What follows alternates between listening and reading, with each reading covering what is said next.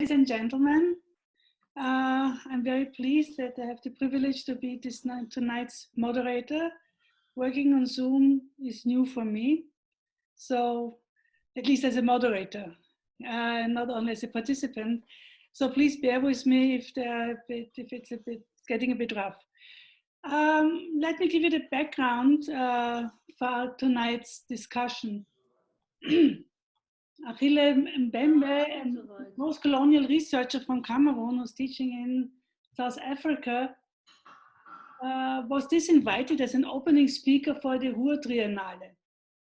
As the German government's Commissioner for Jewish Life and the Fight Against Antisemitism, Ralph Klein, claimed, Mbembe was not suitable on account of his anti-Semitic positions.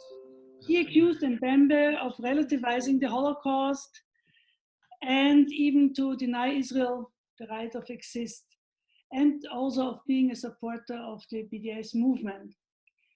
In the debate that was soon unfolding, Klein was accused of racism. Soon the debate moved away from this personal level to the question if post-colonial studies at large have a problem with anti-Semitism. They have a blind eye to anti-Semitism.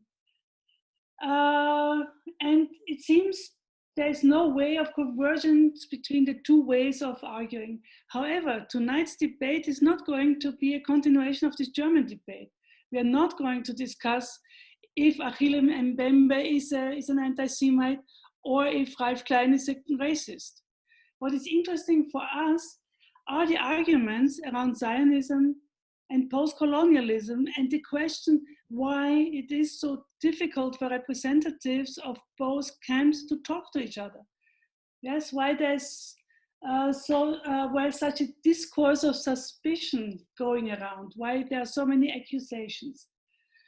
We have two formidable speakers who are tonight, who I think will be very, very able to explain many things to us, not only this debate about post-colonialism and Zionism, but also the difference of debates in Europe, Germany, Austria, and in Israel, because both of them live and work in Israel and have strong connections with Germany. So I think that this can be a very nice and multi-faceted talk that I'm very much looking forward to. So I'm going to start introducing our speakers, and I will ask them afterwards to give a short opening statement. Then they will have a chance to talk among each other for a few minutes, and then I will open up and hope that I will find many questions by you in my chat box. So let me start with Dani Kranz. Maybe Dani Kranz can say hello so that we can meet her. Dani, can you hear me? Yeah, I can hear you. Hi. Hi, now we see you. Okay. Dani Kranz holds an exchange professorship of the DAAD, the Deutsche Akademische Austauschdienst, and she works as an anthropologist at the Ben Gurion University of the Negev, in the south of Israel. She's also an applied academic and the director of the Two Foxes Consulting that is working in Germany and in Israel. She's trained in anthropology, social psychology, and history, and her thematic expertise covers migration, ethnicity, law, state and stateliness, political life, as well as memory politics. She has been conducting long-term fieldwork in Europe and in the Middle East. What makes her particularly suitable for this discussion is that she's also the consultant to the High Commission of the German government for Jewish Life and the Fight Against Antisemitism, Ralph Klein. And that, in addition, she cooperates with a number of museums and organizations within the area of political education.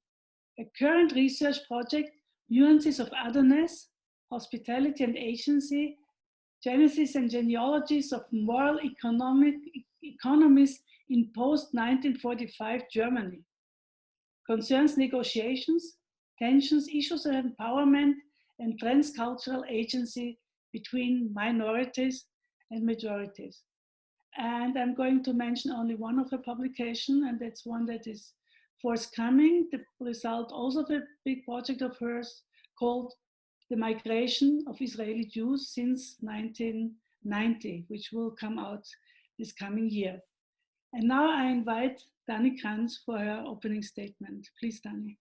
Okay, so to cut it relatively short, as you mentioned, that our work applied but as well academically. So one of the key areas that can be identified in regard to the debate between Zionism and post-colonial, but as well decolonial studies, is the construction of either. So depending on what perspective you come from, you can construct Zionism as a European settler colonial project, but you can as well think of it as a national liberation project of subalterns, which were Jews pre-state foundation. And this creates you could say, a mix which is very difficult to detangle. However, I think that one needs to think about both different tropes as entwined and not as separately.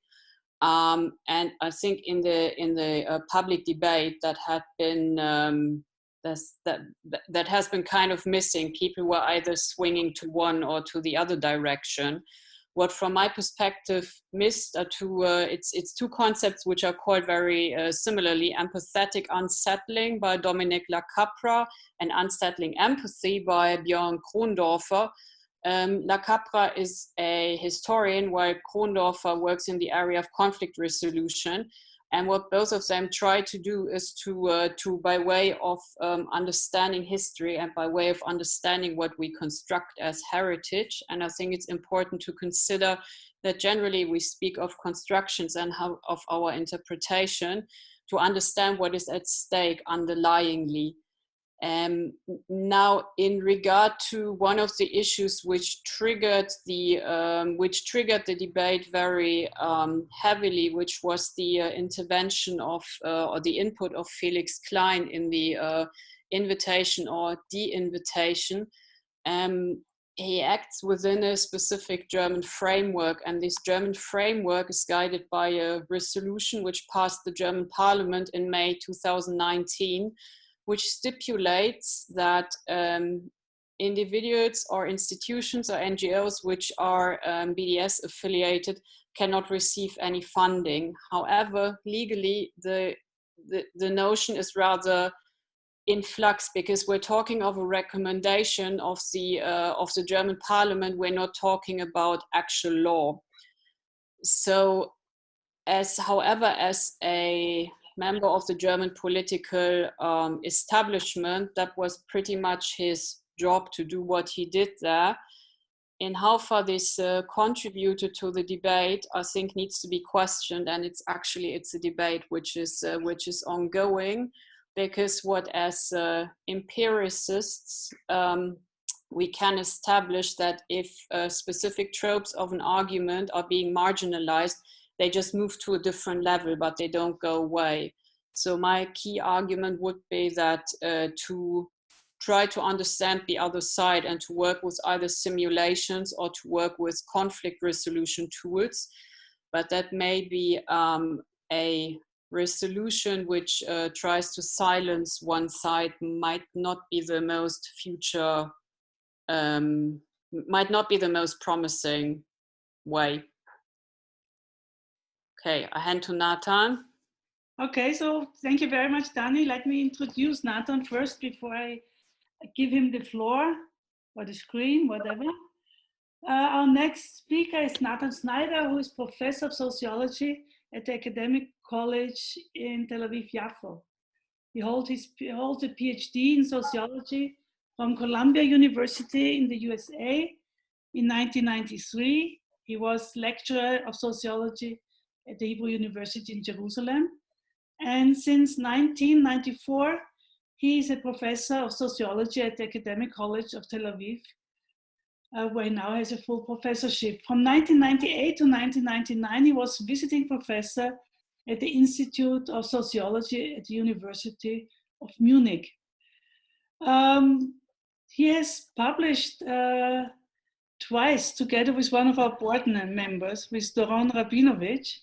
So let me first mention those two publications. One is Neuer Antisemitismus, Fortsetzung einer globalen Debatte, together with Doron Rabinovich and Christian Heilbronn, that came out in Berlin in 2019. And then the book Herzl Reloaded, kein Märchen, that Natan and Doron published together in 2016.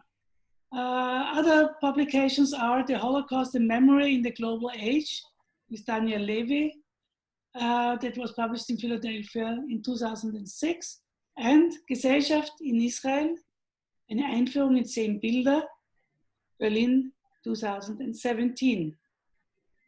Now I asked Natan Sznaider for his opening remarks. Yeah, hello everybody. I'm glad to see all these boxes, and I just realized there are 42 participants, but I can only see half of them, so I don't know who is on the other side of the screen. So if there's anybody I know, welcome, because I have no idea who actually is around at this talk. Now, this November debate is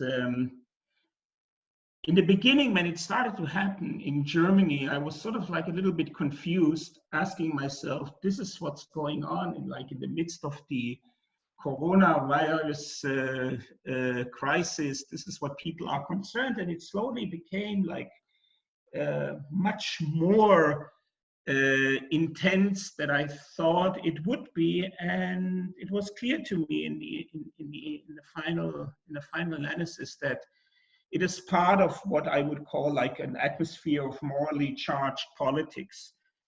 That means that it's a kind of politics based on identity. It's a kind of politics where you don't try to find common ground, but you're either for it or against it. And when you follow the debate about member in Germany over the last months, then all kinds of, in my opinion, irrelevant questions were being asked. Is he an anti-Semite? Is he not? Can you be like tested for anti-Semitism like you can be tested for a virus? And people were sort of like entering into his writings, sort of figuring out, you know, every feuilletonist in Germany became like a deconstructionist, trying to figure out if his writings were indeed anti-Semitic or were not anti-Semitic. And I think this is not really the question. That this is, it might be interesting for debate if you are in the kind of identity politics game, but if you're a little bit more serious and you want to look what kind of positions are being displayed here, you could see, of course, larger questions involved. I mean, in the old days, as you know, German conservatives compared the Holocaust with the Gulag, and you know, the so-called historians debate in Germany. And now you have German progressives who compare the Holocaust with colonial crimes and put Israel right in the midst of it. And I wonder if this is like a scientific debate where you're concerned about history, where you're concerned a little bit about the truth, or if it's a political partisanship debate where, again, you ask yourself not what was going on, but you ask yourself if you're for it or if you against it. Like I said, the modern world is messy and unsettled. There's a plurality of clashing values, convictions that cannot be reconciled. If you look at atheism and religious faith, for instance, Marxism and liberalism. And I think post-colonialism and anti-Semitism, or if you like to frame it differently, post-colonialism and Zionism are such clashing values as well, but they don't have to be. And that puts us right in the middle of that debate, and lines were drawn in the sand. In one corner, you had the post-colonials and their followers looking at Israel as a colonial white settler state, while in the other corner, the friends of Israel who see in post-colonial thinking as expressed by member, another clear-cut case of anti-Semitism and Israel hatred. Moreover, if you use the IHR a working definition for anti-Semitism in many ways, like the COVID-19 test for anti-Semitism, clearly a case can be built against Mehmet. But let me start, which I think is at the heart of the debate.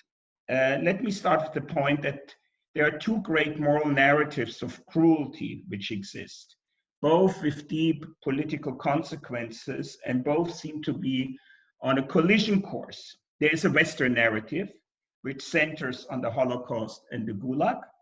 And especially in the memory of the Holocaust, Israel and Jews are in the focus. The memory of the Holocaust also means that the existence of Israel is a guarantee of security for many Jews.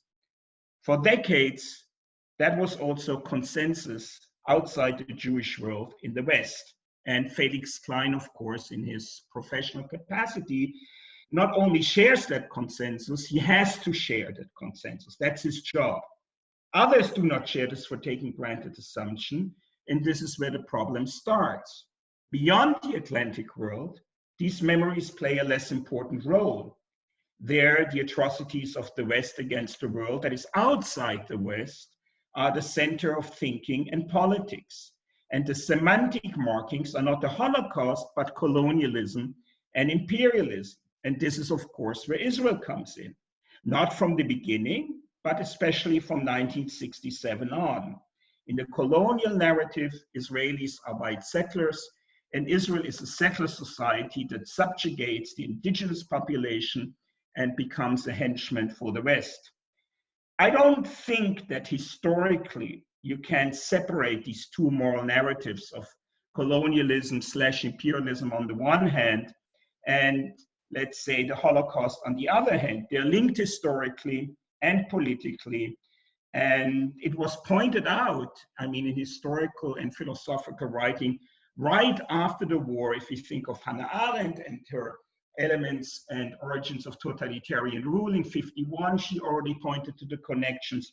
If you think of writers like Albert Memmi, Jean-Marie, Émile Césaire, Charlotte Delbo, and others who thought colonial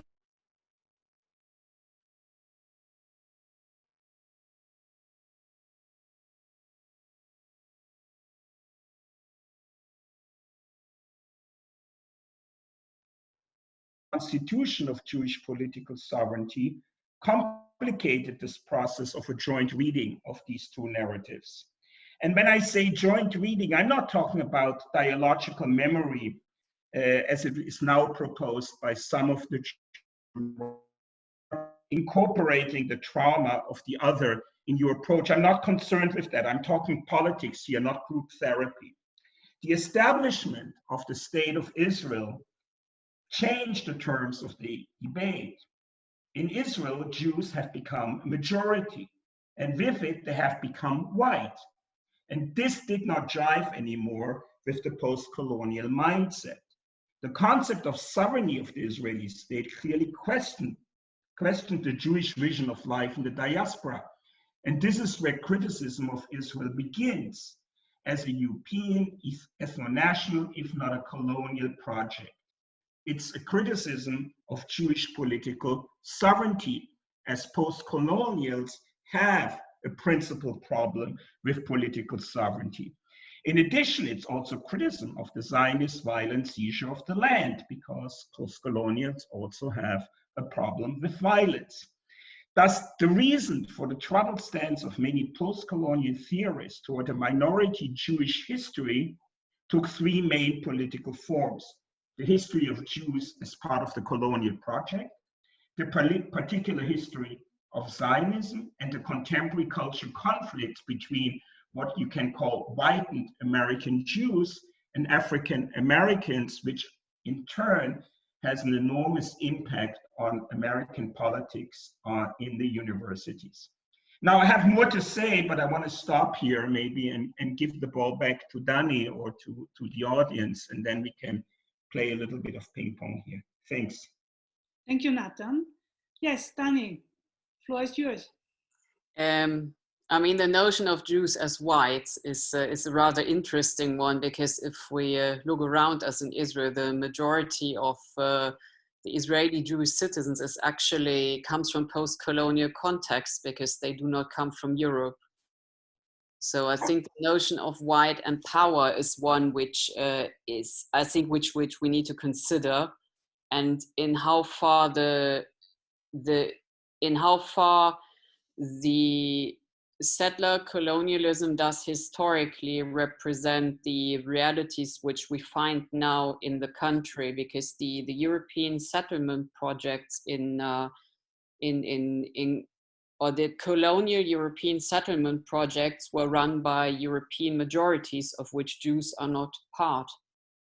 So I think it's very complex what we find on the ground, and I would very much caution against the notion of whiteness. Nathan, what Nathan? Yeah. I mean, this I agree with Dani on that, but I also think, I mean, if we look at Member's writings, I mean, he was for a certain time in history in Germany the right man at the right time to fulfill the role of a trigger in a debate that was long in coming.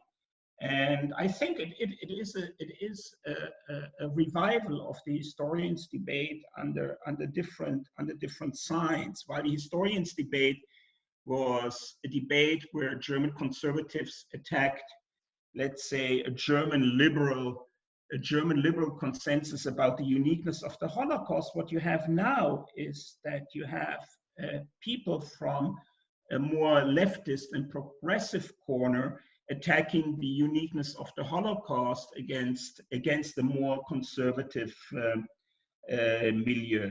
So that's why I think that the debate about Member's post-colonial critique of whiteness doesn't really make any sense in the German context. He wasn't really there. He was like displayed as a critic of Israeli politics, but much more was at stake here. And as I said, I mean, in the center of this debate was the changed role of Jews and the changed role of Israel. And here, whiteness, Dani, I think, comes very much into effect, because in creating Israel, Jews were supposed to display maybe a kind of normal behavior, the behavior of the other, the behavior of the Gentile in fully engaging in the business of state politics. I mean, that was what Zionism was about. Once Jews had a home, they lost their strangeness and joined world civilization as political equals. This was actually the agenda of Zionism.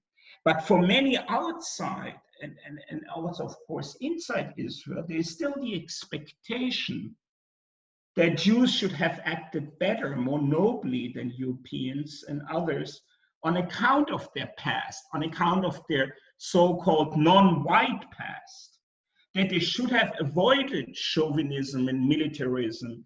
They should have perfected democracy, compromised, and moderated the use of power. There was an expectation that Jews in Israel should be the perfect post-colonials. And it was a huge disappointment for certain people that they weren't like that, and that we aren't like that, if I can use now the term of we. And I think this is what drives not only Jewish critics of Israel, like Judith Butler and, let's say, the Jewish supporters of BDS, a huge disappointment that we are not really post-colonials, but that we are so mundane, playing the politics of power and violence like any other white people. But I think that also non-whites, like Member himself, is part of that game. To call this anti-Semitism is, in my opinion, completely overshooting the concept. I don't think it's a particularly useful discussion to consider if he's an anti-Semite or not. I think that brings it to this very German base, which for whom anti-Semitism in all forms of shapes and guises is always a massive trigger. I think what is a trope which needs exploring is the idea of Jews as better, because if we look at power structures, if you run a country, you enter the area of Realpolitik. I might not like what the Israeli government does, or I might not like what the German government does. But at the same time, when it comes to on-the-ground negotiations of running a state, ideology and reality clash very much so. And I think the expectation of Jews as something better, not in the term of chosen, but that we're morally more pure, I think that is something which needs to be discarded. And I think to discard it, we would actually need much more knowledge about Israel, but as well about currently living Jews. Because when we look at how the academic market by and far functions, Jews are something of the past, something of history. They're considered as culture, as religion, but the real living ones and their life words are hardly ever present. I mean, they are present, but if they're victims and if there's an issue or if they're particularly smart, but if we're completely normal people who go about their everyday life, which is, you know, what I look at as an anthropologist. I mean, I work ethnographically. I look at normal people, or in as much, you know, normal is a construct. But I think we really need to get rid of this idea that Jews are better. It doesn't help. Let me shift the focus again, because what we actually want to discuss is also the question if there can be a common basis for discussion between Zionism and post-colonialism. If there's a way that post-colonials can understand the Zionist project the way the Zionists do, or if Zionists can forgive the post-colonials for accusing them of being imperialists. Where do you think, how could we get down to a basis of just talking to each other? Yeah, of course you can talk to each other, and I think you should even continue misunderstanding each other. I mean, I want to be clear. I mean, I'm all for misunderstandings. I think I see misunderstandings as huge progress, and I don't think that memory or has to be in any way dialogical. I mean, we don't have to sit together with others in a group therapy session and cry on the shoulders of others who is the bigger victim. And what I mean is that it's not about that Jews are being better, but it's about an understanding of otherness. And the understanding that Jews are not just like other people. I mean, there is an understanding of difference. And I think this is where the conversation between post-colonials and also Zionists can start, because Zionism came from a deep understanding that Jews are different, that they are not just like co-citizens of their respective states, but they're different, and for that reason they need a state of their own. So, and I think that there are post-colonial approaches in which central questions of Jewish history, assimilation, emancipation, exile, minority rights, homelessness, are read productively across ethnic borders. I mean, people have done it. I mean, I don't have to throw names around now, but I mean, especially the Indian post-colonials are much more attuned to Jewish history than the Africans are, and that's in itself an interesting point. So I'm much in favor of particular voices. That doesn't have to be better. Of course, there is, in a particular voice, there's always sort of like lurking behind it a question that we are not only different, but we are different in a better way than others are. But it doesn't have to be. I mean, it can be done differently. both post-colonial and Jewish voices insist on their particularity, and I think that's a good thing, and it clearly is, and that we should advance the misunderstandings that are supposed, if Israel is a colonial project, is it not a colonial project, and all these questions about anti-Semitism and if the post-colonials are anti-Semitic, they're not really helpful in my opinion. Dani, what do you think? I think Zionism, in what Natan talked about, needs to be put in historical perspective when it came into being, because it was all but one national liberation movement. Of course, Jews were a minority. They had a specific history in Europe, which quite often was dire. But I think it needs to be this whole notion of when Zionism came into being, there needs to be this historical perspective. So I guess back in the day, I mean, of course we can play what ifs theoretically, but we can't go back in time. But probably in the 1920s, a bunch of white European Jews and a bunch of revolutionaries in, say, Algeria might have actually shared a position in terms of they were subalterns and they wanted their state, they wanted their freedom, their liberty from a suppressing colonial power society, or from being trapped in a minority situation. So I think it's the notion of where things come from originally, this not only the narrative of origins, but the factual coming into being needs to be considered.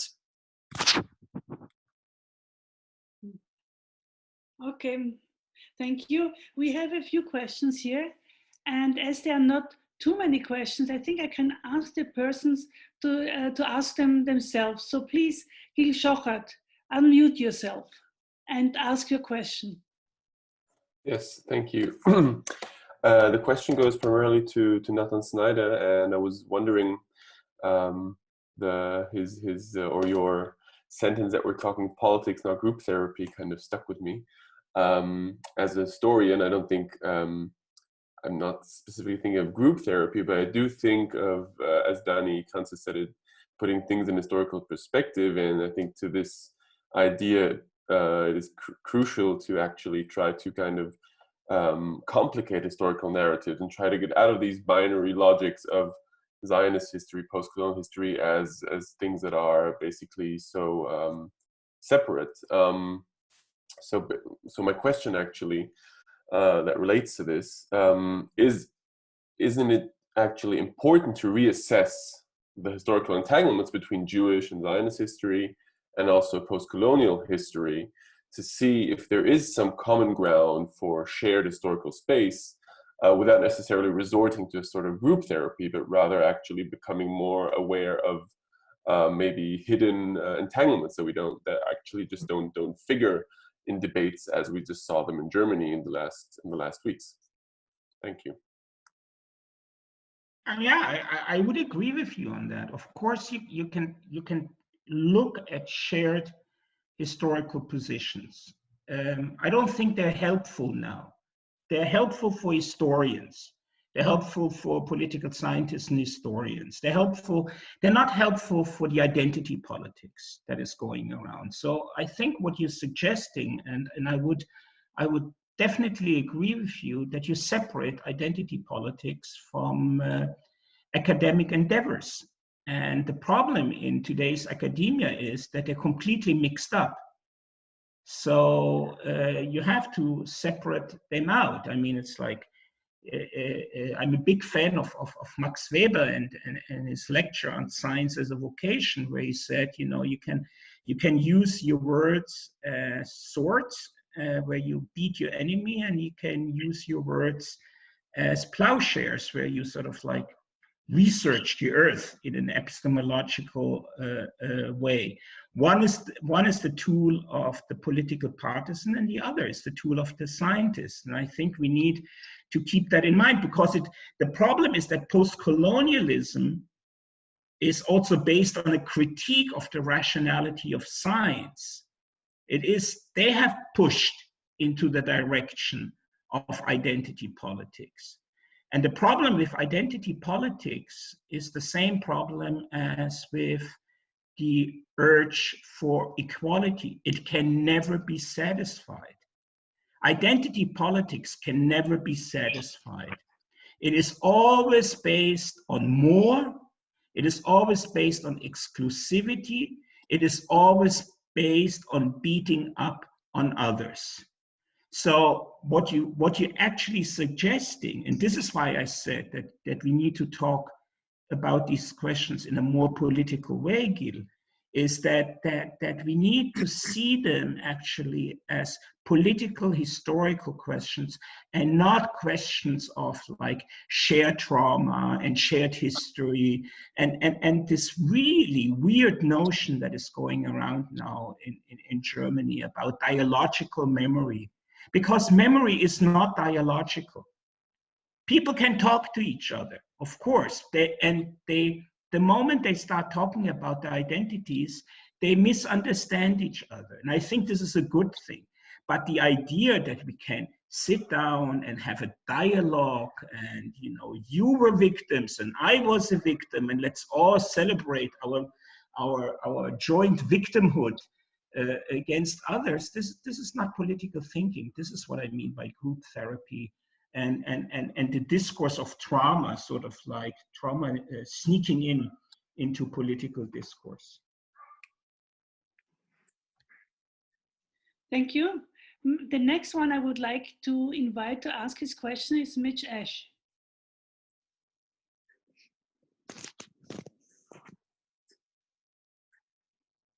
Mitch?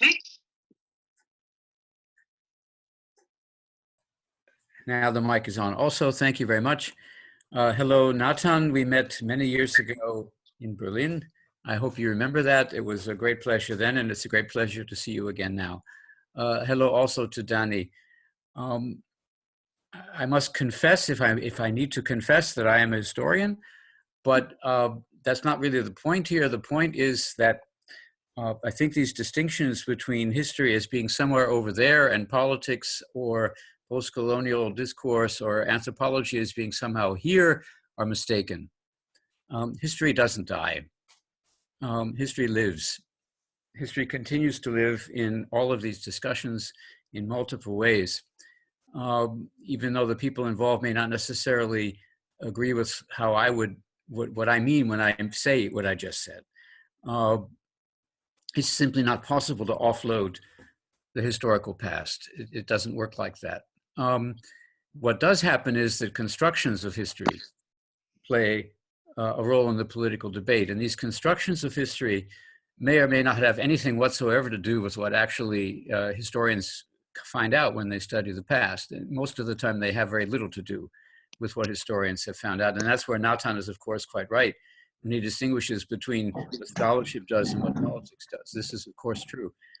And a lot of the Nedema debate seems to me to be, I'm sorry to say, really quite sad, because it's simply, a lot of it is simply reviewing very, very old stereotypical notions of what it means to be X, an anti-Semite or a racially persecuted Black person from Africa, whatever.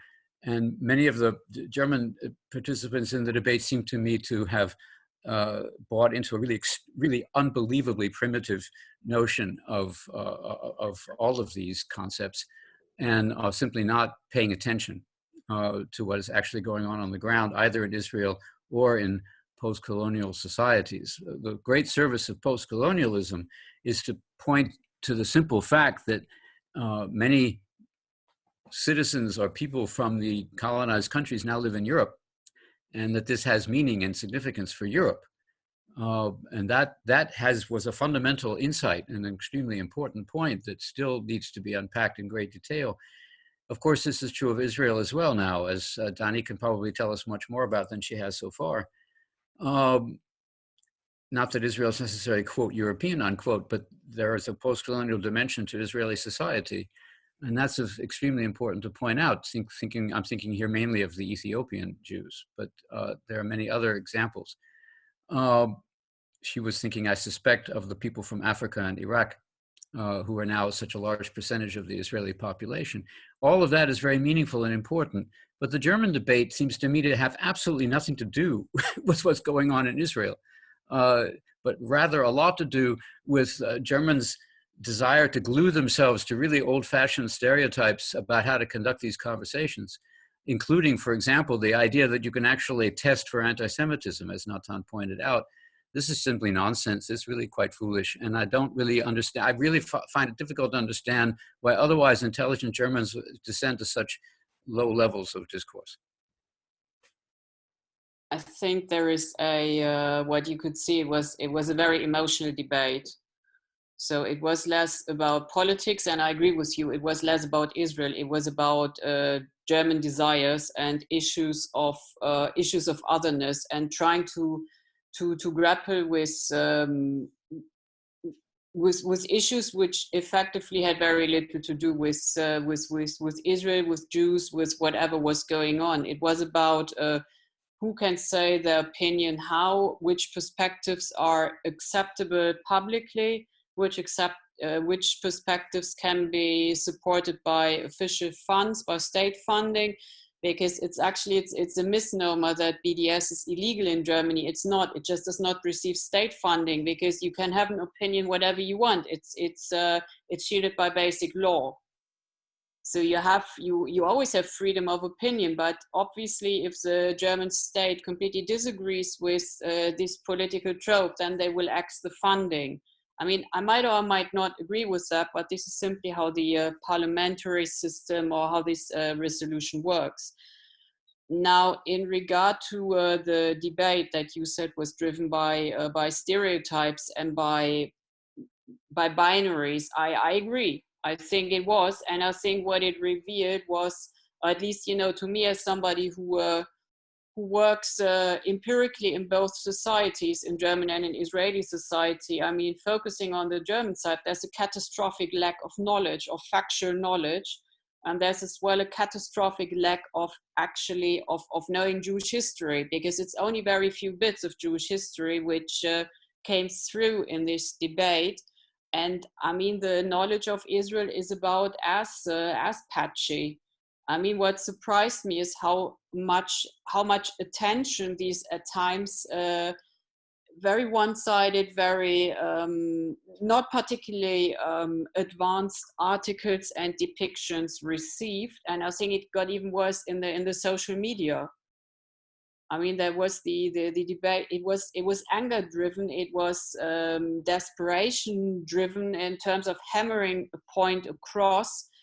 But there was very little interest in actually factual understanding, and it just revealed a complete lack of knowledge. I mean, there seemed to be the confusion between the passion for the argument and the strength of the argument, and that seemed to go on. And I mean, I agree with Natan. It was about the German state of affairs, but very little about member or about Israel or about Jews. They just became figurines in a game.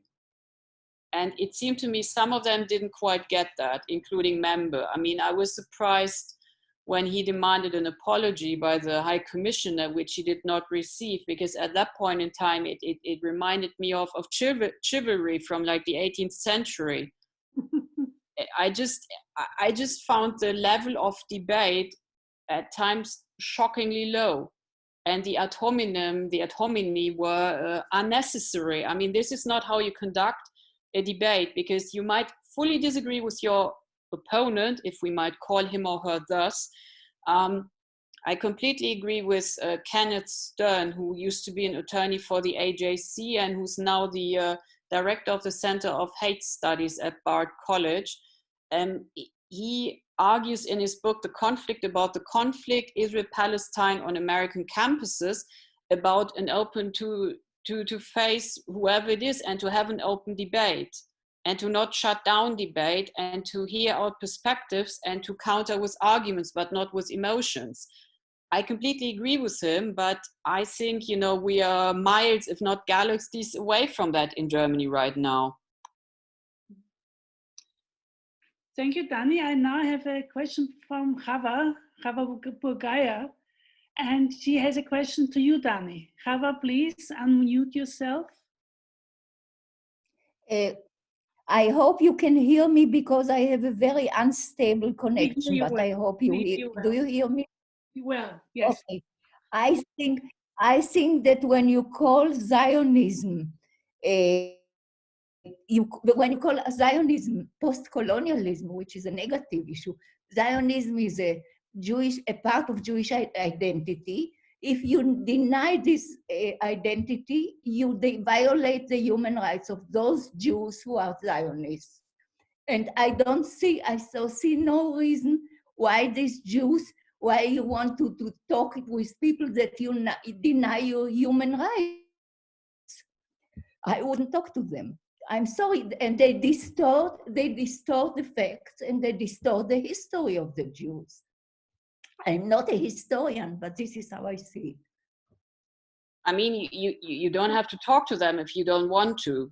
I mean, nobody can force you to. And I think, you know, if you want to not talk to them, you know, that's as good a decision as any. However, I mean, Zionism and anti-Zionism is originally a Jewish discourse, because there were Jews who were Zionists and there were Jews who were anti-Zionists. But if we go back historically, the majority of those Jews who were anti-Zionists came from quite often from German liberal backgrounds, as opposed to those who had suffered way more discrimination, which were quite often Eastern Europeans. So I think we need to understand this Jewish history as well as a national liberation movement, and it can. So for those Jews who sought relief by way of Zionism, it was a national liberation movement. By those who disagreed with Zionism, they saw themselves as German citizens of Jewish faith. I mean, we all know it went down the drain and it didn't end well. But I think it's an inner Jewish debate which has as well been captured by other participants who are not Jews and who put themselves in one or the other perspective, because if historically Jews were anti-Zionist, they weren't anti-Semitic. I mean, they were Jews. They just had no interest in, you know, having a Zionist state.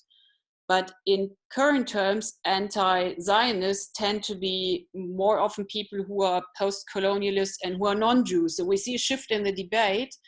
And I think by that token, I mean, it's something which, where I think we have to, where Natan can probably give input, because then there's a difference between the identity politics and the realpolitik. Because from what perspective do I see what, and what aim do I actually try to pursue? Yeah, I mean, if we're gonna start talking politics, I mean, I'm a hyper-Zionist, and as a hyper-Zionist, I have, of course, much more affinities with those post-colonial critics who insist on their particular identities. I dig them. I mean, that's the reason I'm living in Israel and not in Germany, where I was born, because I never thought that, you know, that Jews can be full-fledged citizens in their country. I understand there are Jews like that who think that, and it's fine with me. And I mean, I have nothing against the diaspora. But as Zionists, I mean, and Dani said it. I mean, if you look at the fight against anti-Semitism in Germany in the beginning of the 20th century, you had those German citizens of German faith that Dani was mentioning, who tried to convince their co-Germans that Jews are just like other Germans. And that's why anti-Semitism is uncalled for. We are not different from you. And the Zionists basically were digging the anti-Semitic argument and said the anti-Semites argue that we are different. And they're right. And that's why we have to get out of here. Now, I'm not talking who was sort of like justified, like posthumously, if you like. But I mean, these were the arguments. This is why I don't think that to close the debate between Zionism and post-colonialism is the right way to go.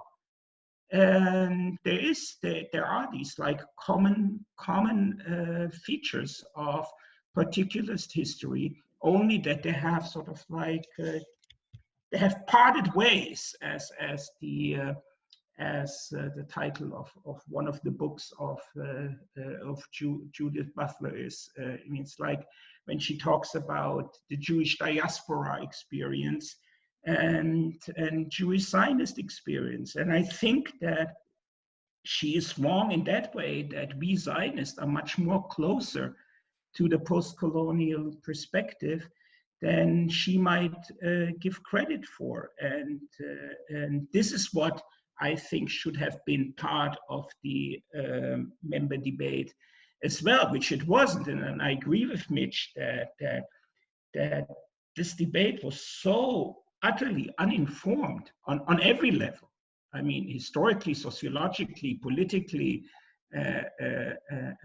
and also, I mean, in terms of identity politics, it was completely uninformed. I mean, you had the good Jews who were saying we have to defend Mbembe's right of the criticism of Israel, and then there were the so-called bad Jews who were saying he's an anti-Semite, but nobody was really digging into what was going on behind the scenes. It was really, I mean, there I completely think you're right. It was very unsettling, and I was kind of surprised how ignorant the debate was in the end. And I agree with Dani. I mean, this kind of kindergarten behavior. He has to apologize. I'm not apologizing. I mean, this is the world of grown-ups. Come on. There's no other questions. I will ask a question. Did this debate reach Israel? And how was it debated in Israel? You're asking me? You ask, yeah. Dani, whoever is in Israel. There was nobody knows what I was talking about when I was explaining it to my Israeli academic friends. What? Yeah. Mbembe, who is that? There was a debate in Germany. I don't think there was one article in Haaretz about it. I didn't see anything. We had other problems at that particular time. You know, there was a lockdown and people were losing their jobs, and the virus was going wild. And you know, we really couldn't at that particular moment. I mean, Israelis really couldn't care less. So I mean, we have the annexation going on next week. You know, it's like they're bigger fish to fry at the moment. Okay, so let me rephrase the question. This discussion between Zionism and post-colonialism, does it take place in Israel? And how is it discussed? Is it better informed? Is it on a different level? How are these questions discussed in Israel? I mean, Dani, would you like to go first, and I can go second? Yeah, I mean, you know, Israelis have very difficult positions and opinions. So you find Jews in Israel who align very much to post-colonialism, and you do find Jews who have backgrounds in Mediterranean or Middle Eastern or Near Eastern countries whose history is very different from those of Ashkenazim. So you find all sorts of people, all sorts of tropes. I mean, some of the harshest critiques of Zionism live around here. So but at the same time, the private is political and the political is private. So I don't think there's a divorcing of identity politics and politics going on here. But I mean, post-colonialism colonialism and Zionism, I mean, that wasn't the key issue around here in the last weeks. I mean, it was about what was going to happen with the West Bank. I mean, then, you know, identity politics and politics broke out. I mean, as Natan said, I mean, seriously, we had other issues here than member and, you know, what the Germans are up to. Yes. And I mean, they're not only, they're not only here, Dani, they're your colleagues. I mean, if there is a post-colonial thinking in Israeli academia, it's in your school, mainly in Ben Gurion University in Beersheba, where you have people who talk about Israel as a white settler society, ethnocracy. I mean, you have a harsh critique of Israel as a white settler society, colonial project, based on like the unjust exploitation of the indigenous people. This is coming out of Beersheba University, of Ben Gurion University. I mean, you're innocent, Dani, I know. But it's like, but this is where it's happening, and it goes on in a long time, even when you had people who were sort of like of the who were doing Mizrahi politics in Israel, and you had this notion of Arab Jews by Ella Shochat and Yuda Shenhav, and all these notions, and here sort of like these poor Ashkenazic Jews who thought of themselves, you know, escaping their own colonial whiteness by becoming Zionist and settling in the Middle East, were sort of like accused then by fellow Iraqi Jews, and that they were actually white colonials. But it really depends. I mean, if you look at the history of Zionism from an Arab point of view, I mean, you don't see the Holocaust as a legitimizing factor. I mean, it was already Edward Said, maybe one of the first really post-colonial theorists in his Orientalism, who argued, you know, you cannot use the Holocaust in order to justify the expropriation of our lands in Palestine. I mean, if you want to do that, I mean, you should go and take North Rhine-Westphalia or something, but not Palestine. This is ours. I mean, and the Holocaust doesn't justify that kind of act. And this argument, I mean, Orientalism was translated into Hebrew pretty early, and a lot of my critical colleagues have read that book and have internalized that book. And so there is a small group, I would say 15, 20, maybe 25 people in Israel who sort of like take that kind of criticism and actually work with it in the academic setting. I don't think that it has ever crossed into outside of academia, besides the United Arab List, where in the Israeli parliament you can find that kind of discourse where Jews are being seen as white settlers and as exploiters of the indigenous population. You have always Arab members of parliament who will come and say, we were here before you, we will be here after you, and your presence is like the Crusader presence in the Middle Ages, and we will outlive you. And that's the political side of it. But in academia, there has been a small, very small group, but also very influential group. I mean, all of them would be considered anti-Semitic by the working definition corona test of anti-Semitism. But, and these were also the people who sort of like signed, without knowing the German context, signed their letter of solidarity with Mbembe, and also demanded the resignation of Felix Klein. They never heard his name before, but somehow they were convinced that he's a bad person.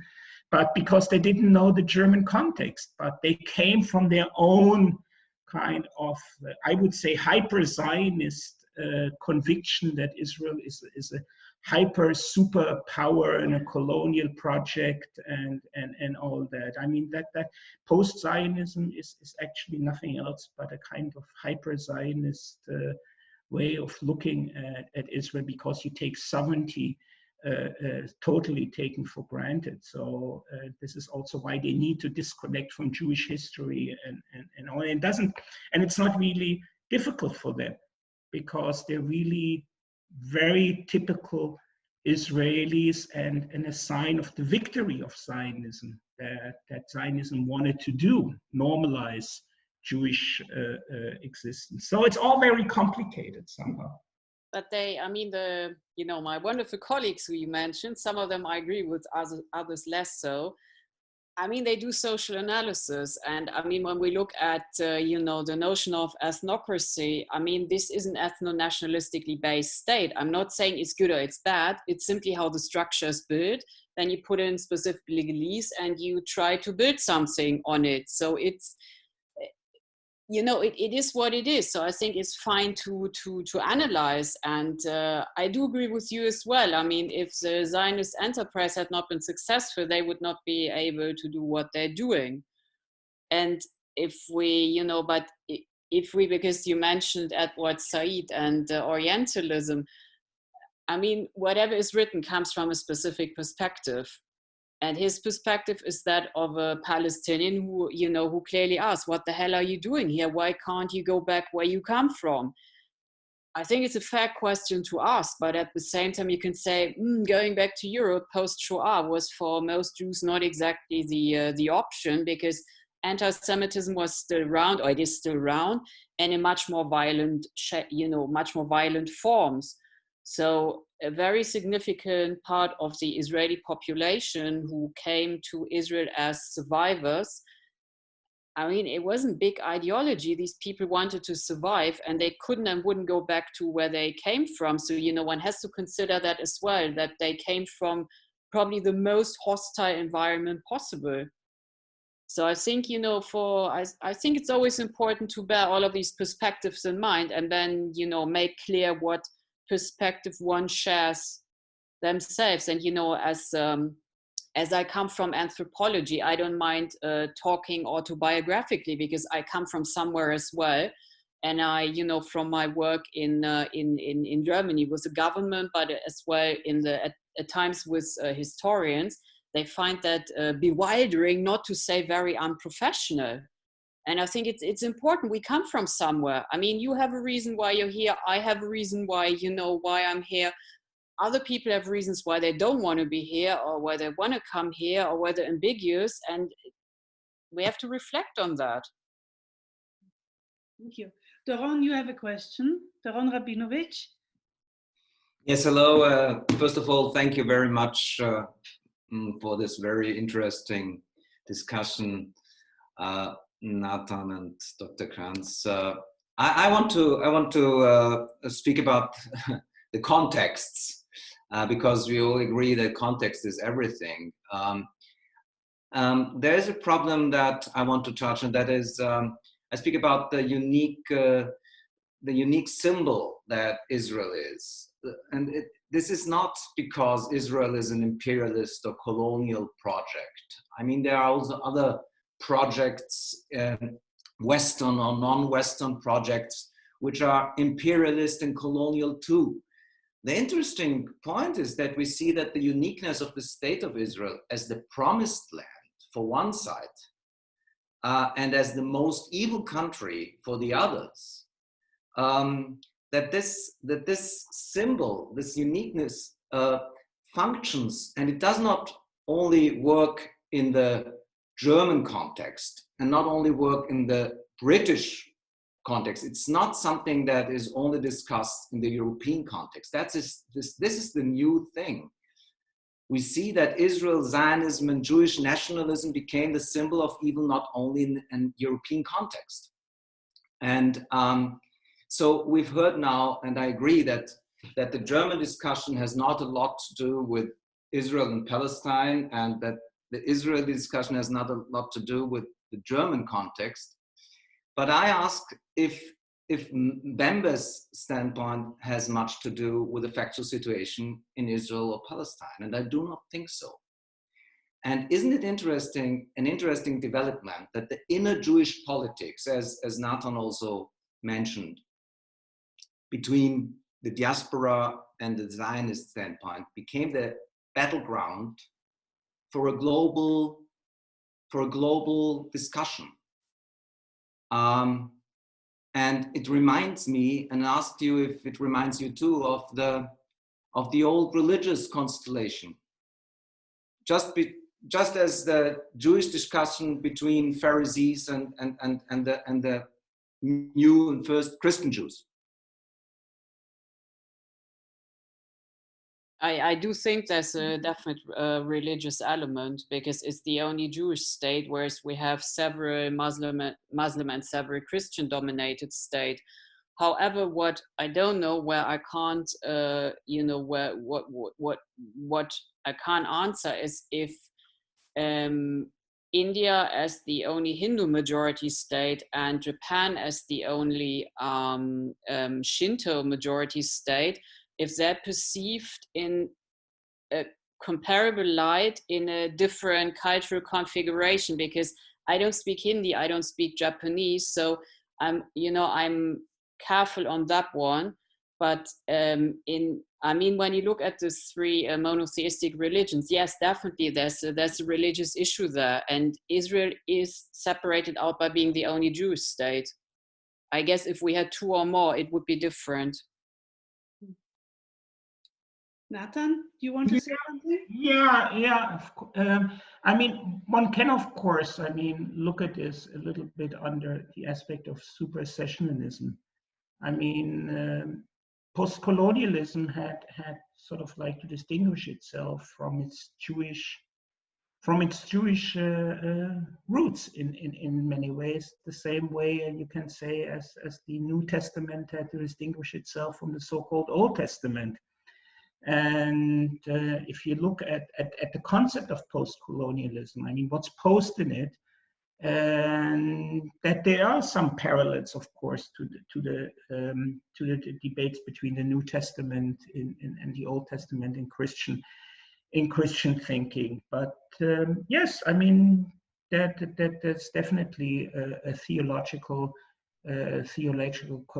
component to these debates. I think they're sort of like they work as a screen memory. They're not really there for most people, but somehow linger in the background. I would say go on in some way in some way or another. How important it is,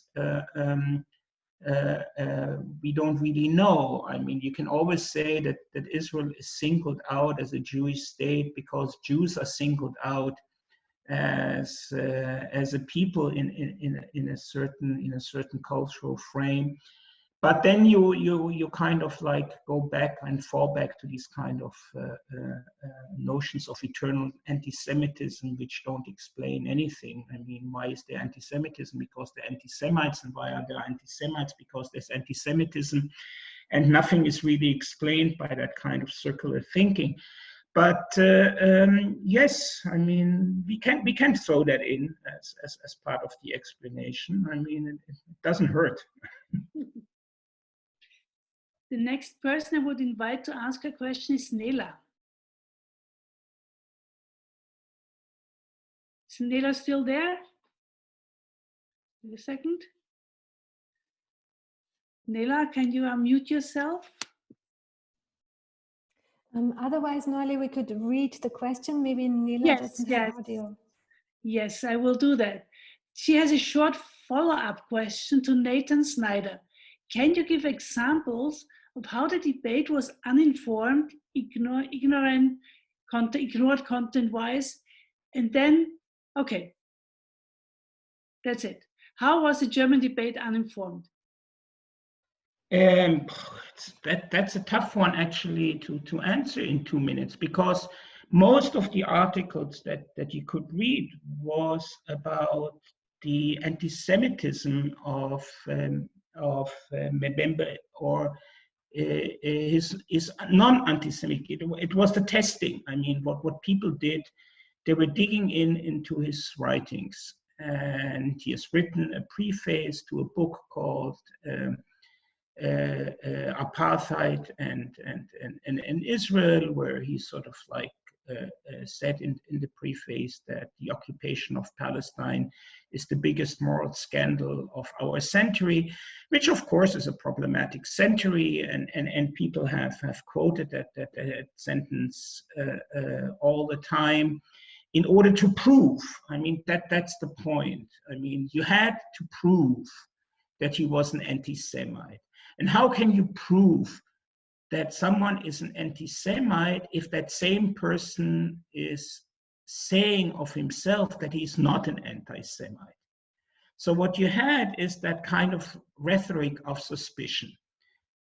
He wrote in an article in Die Zeit and in other, that I'm not an anti-Semite. Just the opposite. I mean, some of my best friends are Jews, and I have intellectual relationships to people like Levinas and to Rosenzweig and whoever are he picked out as the Jews that he has some kind of intellectual affinity with.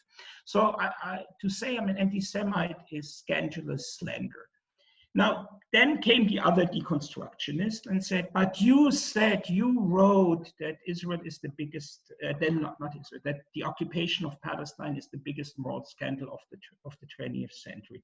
If you say a sentence like that, according to my definition of anti-Semite, you test positive.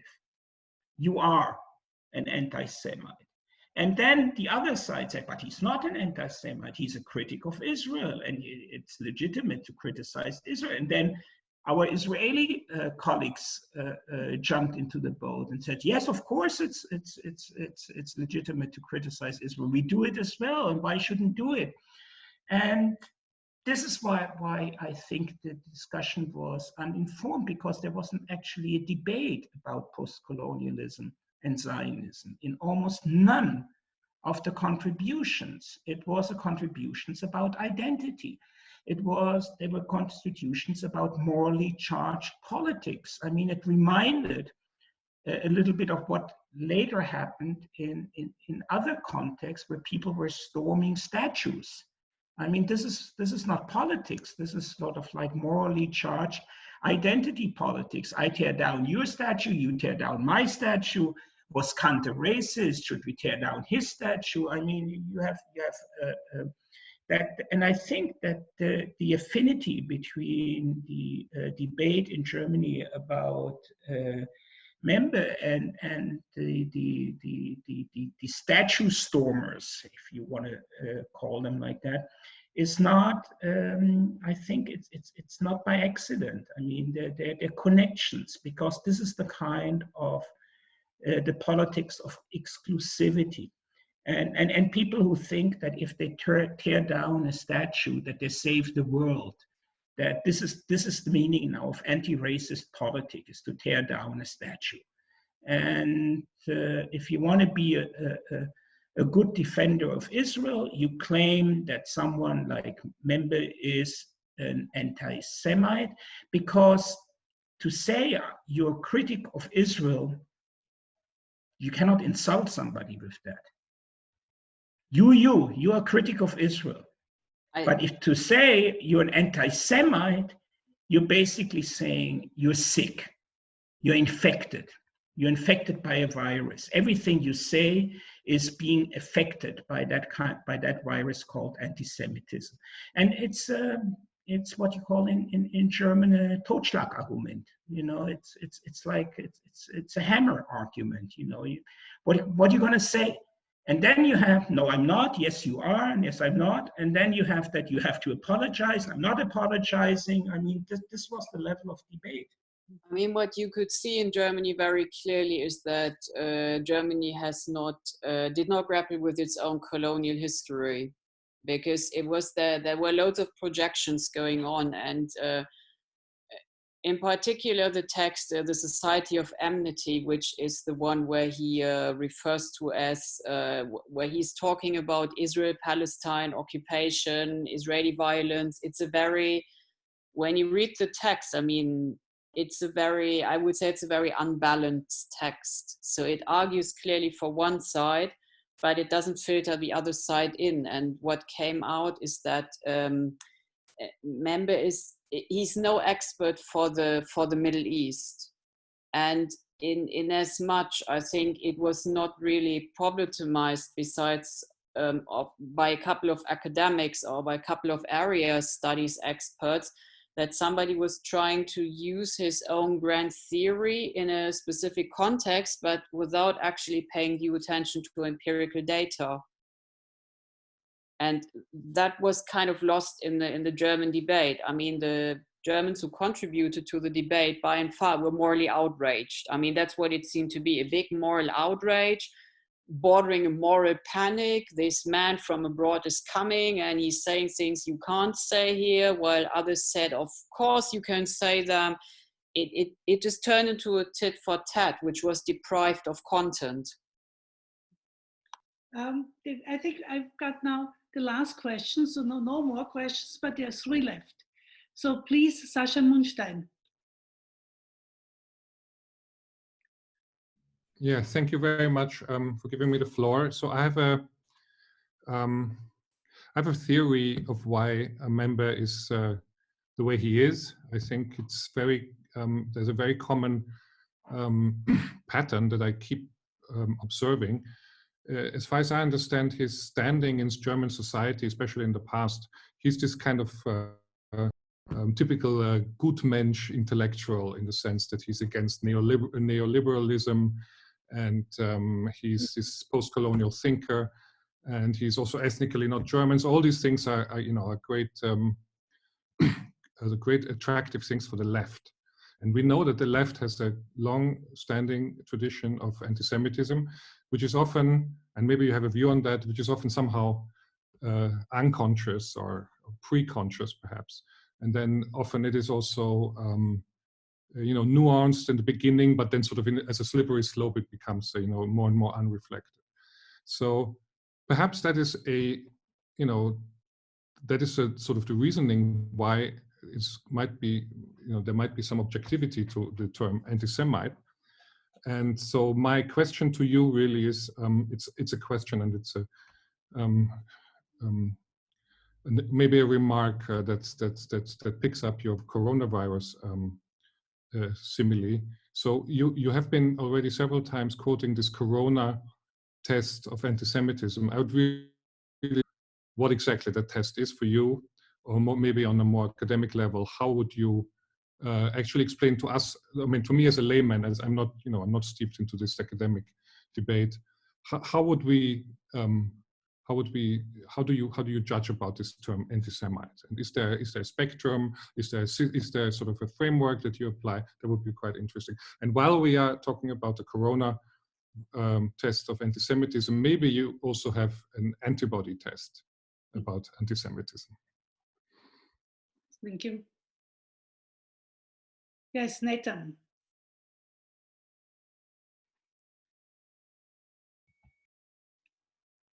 Natan, you muted yourself. No, Yes. I unmuted myself. No. What a question to define anti-Semitism.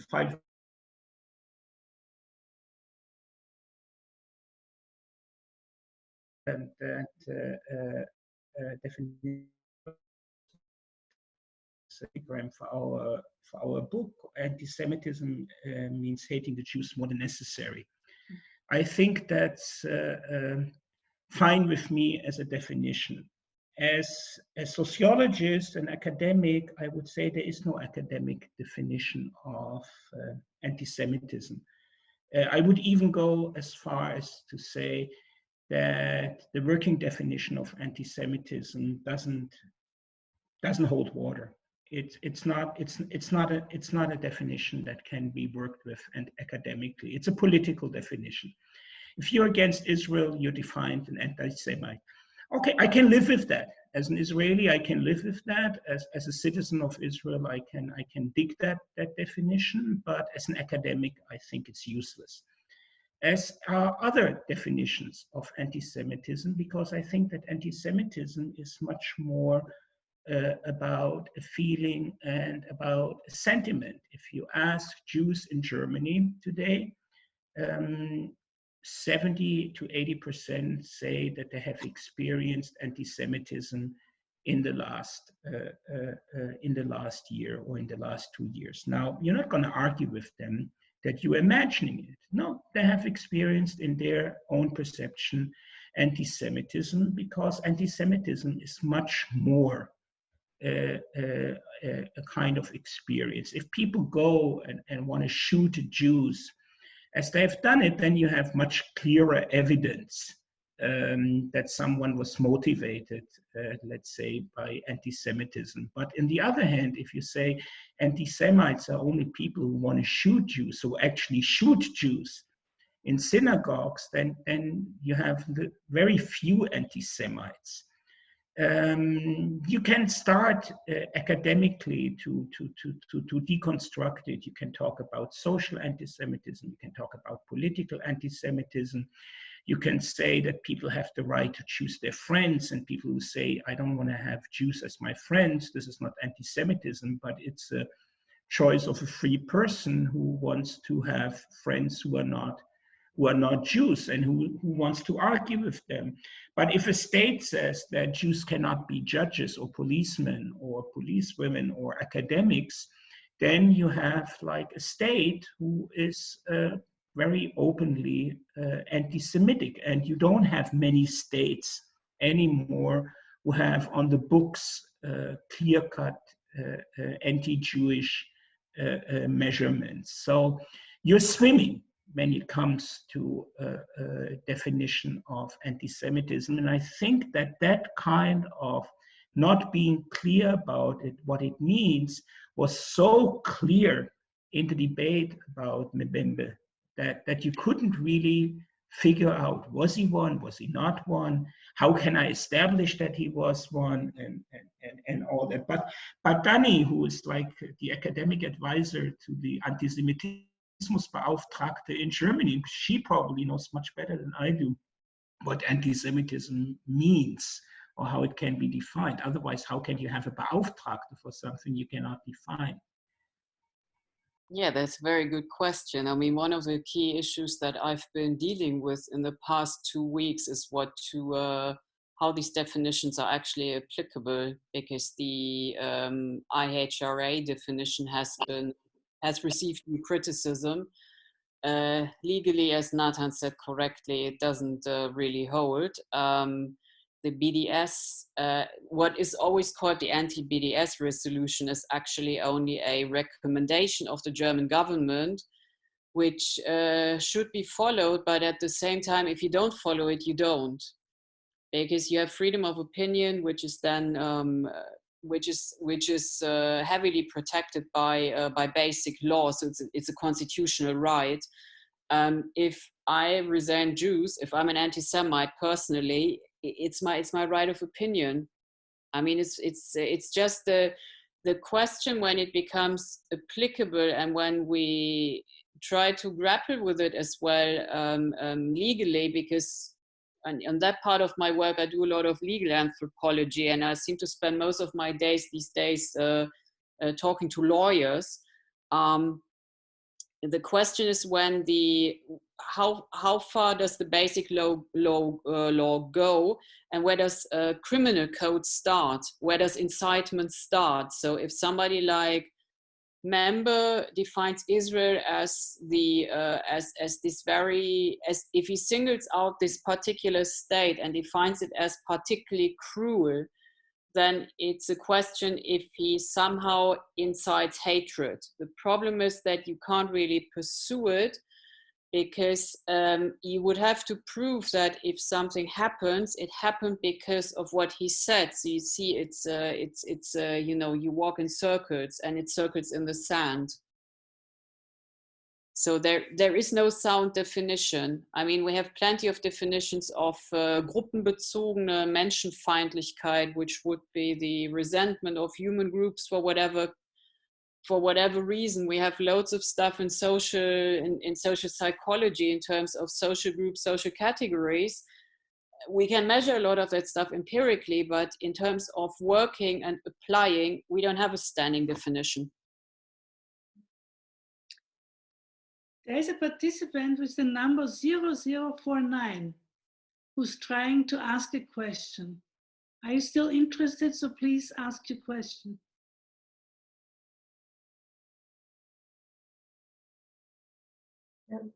The lady who raised her hand. Yes. Is she still here? Can you see her, Tina? Yes. The lady with the glasses and the pink shirt. It's you. Yes, we mean you. We can't hear you. Unmute yourself, please.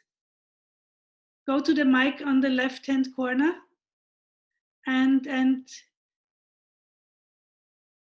click on it that we can hear you.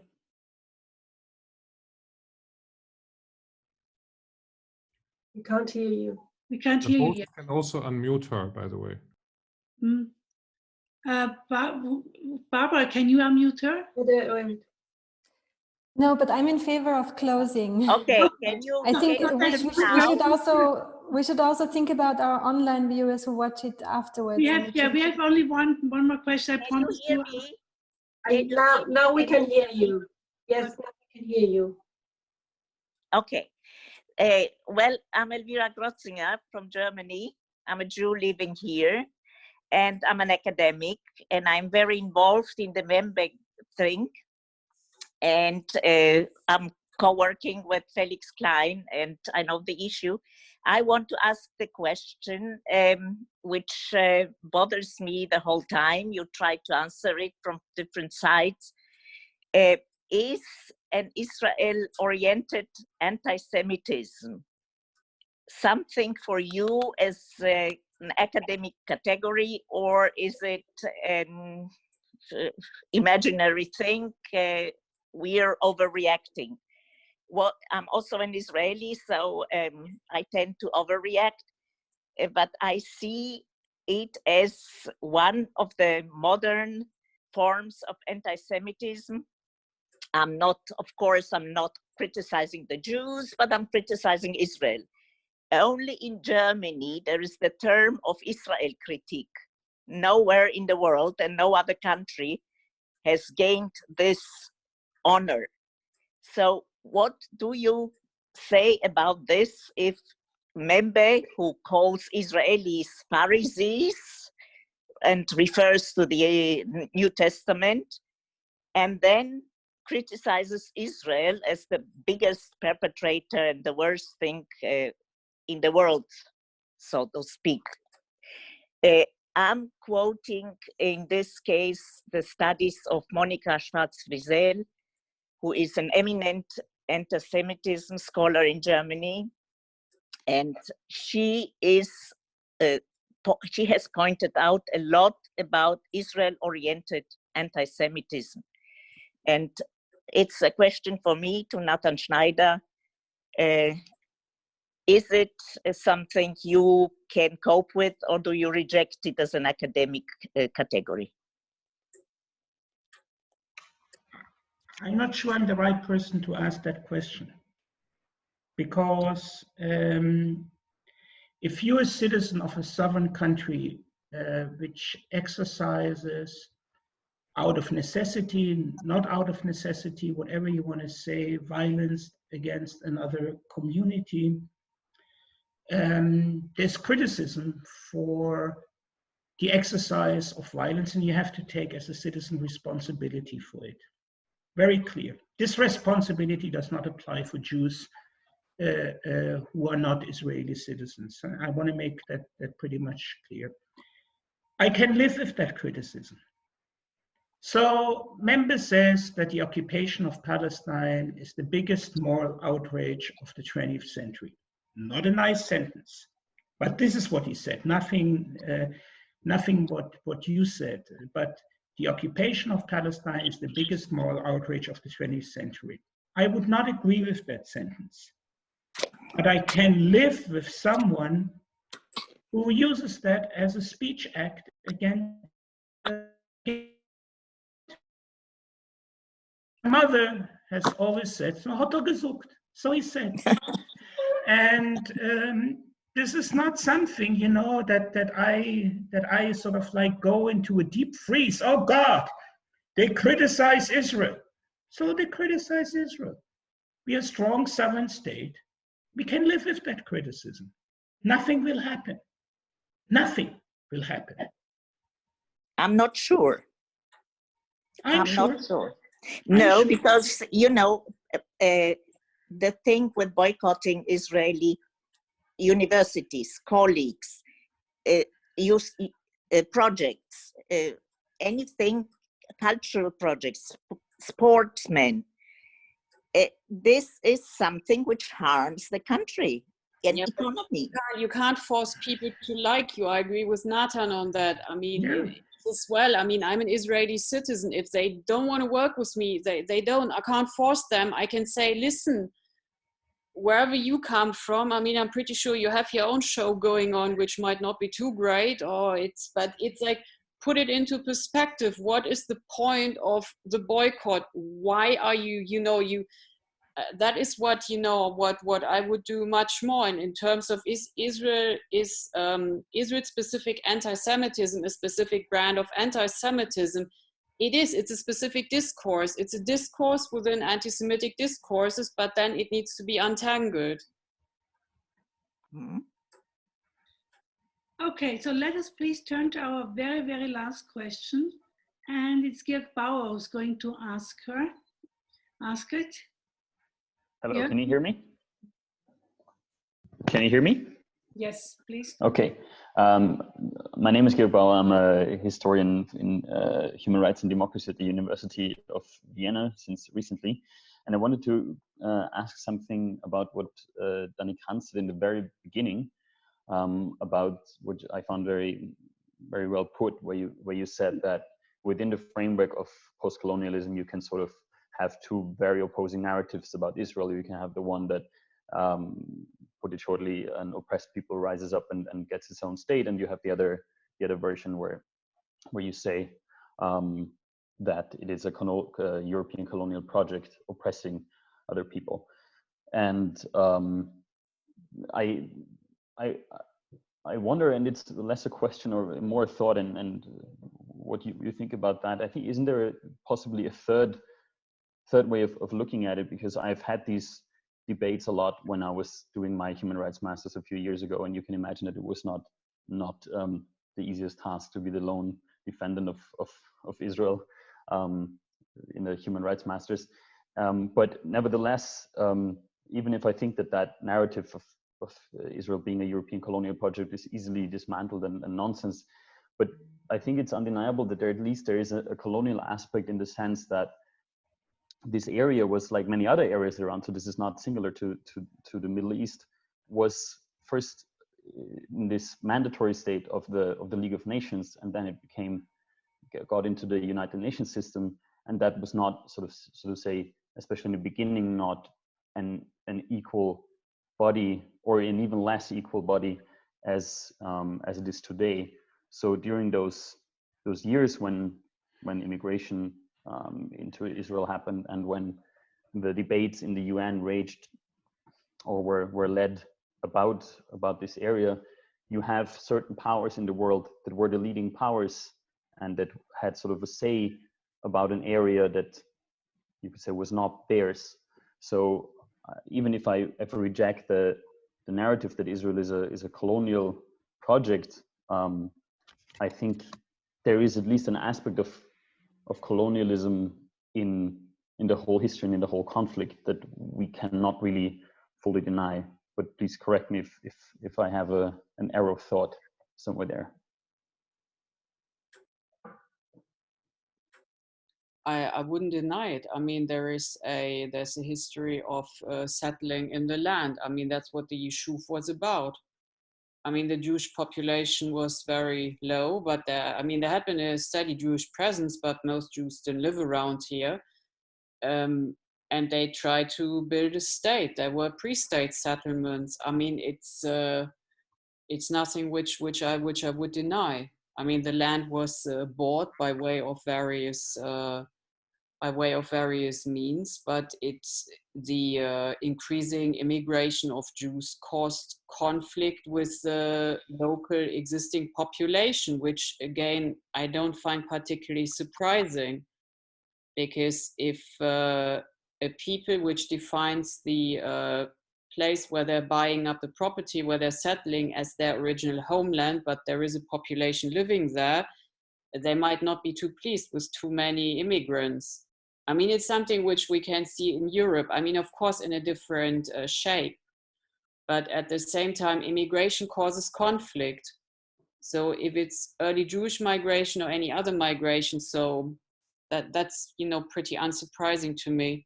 And I wouldn't deny the colonial as other, you know, the settler aspect. I mean, the question is if it's colonialism, but that's something which I guess we're not going to resolve now.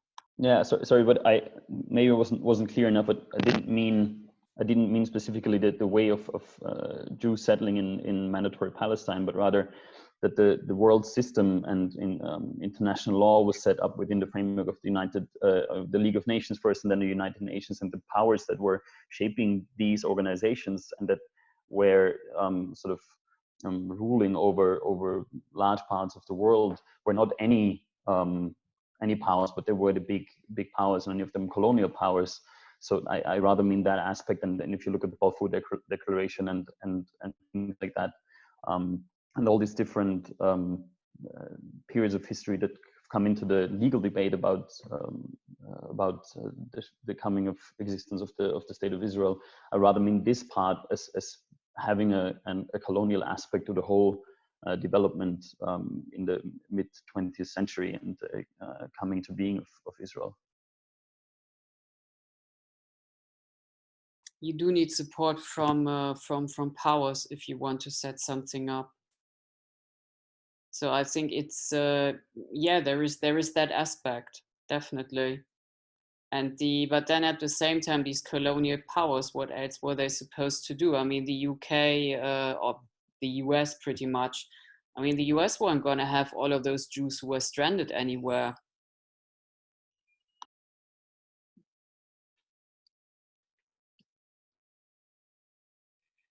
Okay, thank you very much. Thank you, Dani Kranz. Thank you, Natan Sznaider. Thank you, audience, for your many, many questions. And thank you all for your patience and for your interest. I'm now pleased that I can announce already 2 upcoming events that of the Center of Israel Studies. They will take place in Zoom, but if possible, there will be also a live part for it. One will be a follow-up of today's debate by Professor Louise Beslehem of the Hebrew University. Professor Beslehem, are you still with us to say hello? No, I think, well, she's going to talk about the debate between Holocaust studies and post-colonial studies. So this will be another aspect of today's topic. The second lecture is completely different. Completely different. It will be a lecture by Louise Hecht. She's also a board member. Louise, please say hello. Where are you? Hello, are you referring to me? Yes, Professor Beslehem. So you're going to be our next guest speaker, I think, or the next but one in the fall. We have agreed that you're going to speak in the fall, and I'm very happy to be able to introduce you already today. Thank you. Hello. And now I'm inviting Louise Hecht to show herself. Hello. Yes. Hello. I'm disguised as Yuval. Yeah. So what are you going to talk about? I sent you the title today. I can read the title, okay. You're going to talk about the Lemel School in Jerusalem. It's a Jewish agency for the Austrian culture in the Orient. So there's a new cultural colonialism that we're going to talk about. Yeah, kind of. There's a lot of colonialism in that talk. Okay, so we also stay close to the topic, although we move into the 19th century. Right. So I really hope to see many of you again. Please follow us on Facebook, follow us on our website, or sign up for a newsletter, and then you will be informed about our next events. Goodbye, have a splendid summer, and stay healthy.